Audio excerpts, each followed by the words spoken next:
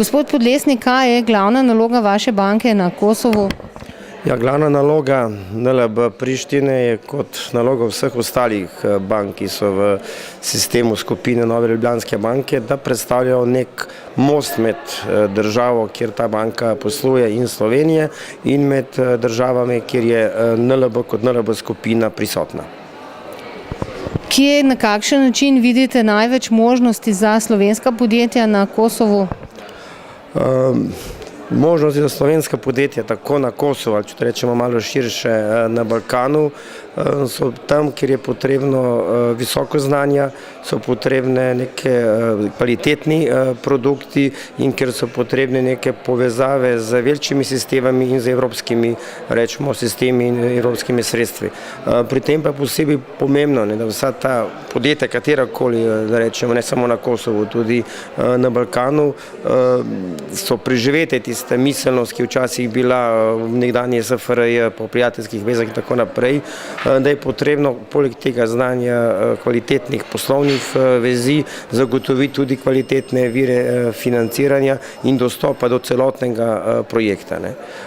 Ker praktično vse ta podjetja, ki so tukaj kvalitetnejša, imajo odnose z tujino, recimo posebno kosovska diaspora je zelo močna v državah, kot so Švica, Nemčija, imajo ta in dejansko tukaj Slovenija predvsej izgublja, ker je premač, seveda jasno, zaradi situacije, ki je pri nas predvsej izgublja, in posebej pa še pozabljamo na sam prodor države Turčije, ki je v zadnjih 5 letih zelo veliko vložila 50 let v samo politično, kulturno, ekonomsko sfero, da se spremeni tista miselnost, ki je nekdaj, tudi ko smo se mi v šoli v zgodovini učili, kaj so Turki, je popolnoma druga stvar, ima njihova jasna strategija, da dosežejo pozicije na kompletnem Balkanu, ki so jih imeli recimo pred 110 leti, in to delajo zelo načrtno in to delajo v sodelovanju z Ameriko, da praktično vse kvalitetne turške firme, ki prihajajo v sodelovanju z neko ameriško firmo, in konkretno na Kosovu delujejo 9 bank, od tega jih je 6 recimo v tuji lasti, v teh 6 so 3 turške banke. Se slovenska podjetja obračajo na vas, kaj jim lahko svetujete, kje jim lahko pomagate? To je tako, kot so vsa ta slovenska podjetja, kot pravim, vsi smo najbolj pametni, vsak ima, rečemo, ta diaspora, vsak ima nekega znanca in se potem obrača na nas, ko je morda že malo prepozno, ko je že projekt v težavah. Dejansko bi bilo potrebno ne samo banka, tudi gospodarska skupnost ali pa zbornica,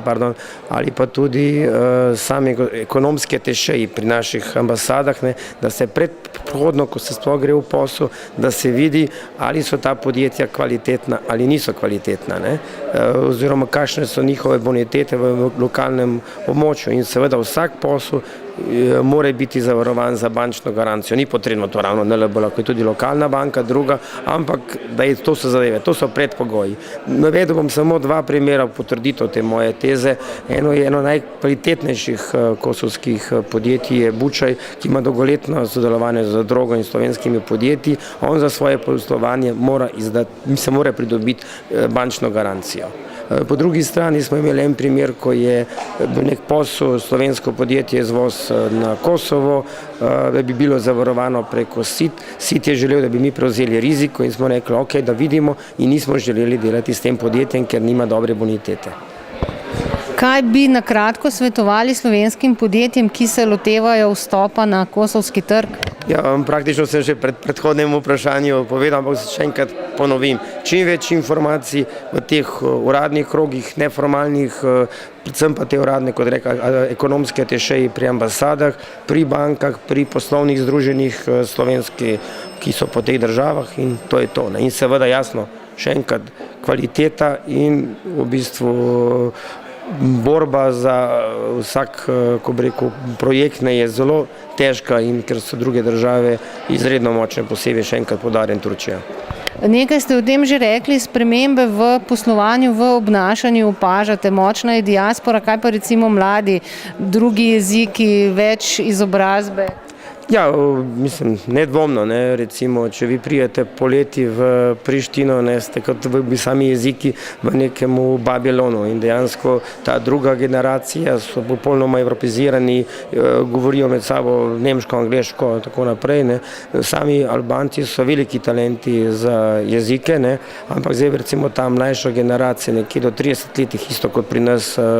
govorijo glavnem angleško, srbo-hrvaščina ni več tako prisotna, nekje v teh starejši ljudje še, ne, in zdaj, da se tudi izognemo vsem tem težavam, srbski jezik, malo so jasno posledice, potem imenujemo srbo-hrvaščino na naši banki Jugo Esperanto.